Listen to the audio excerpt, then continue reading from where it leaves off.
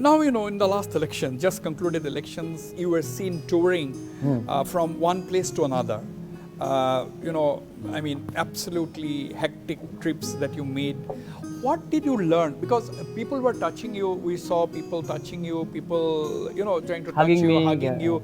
So these are people whom you may have met for the first time in your life. So what lesson have you learned from this campaign? Because this is the first major election campaign that you yourself led.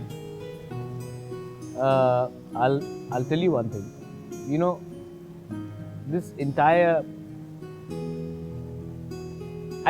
my biggest love of my life was Peggy Martin, after my father. And I had one regret in my life, Vasveer. When my father passed away, I never told him how much I loved him. And before I could say that, he was no longer alive. When Peggy Martin, she was my governor, she was 91 years old. I looked after her in her last years, and I told her every day how much I loved her. I didn't have that regret when she went away.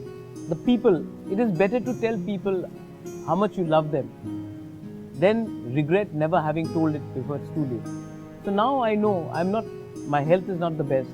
And I also realized that it is very important. I spoke to my mother a couple of days ago and I called her up and I said, Mani, I've not told you this, but I really love you. It is very important now to tell your loved ones how much they mean to you.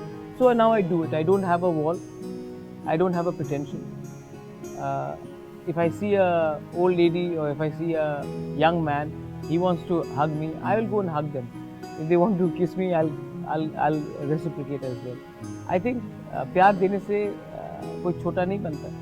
And it is very important. And I feel happy at the end of the day that I think it is genuine.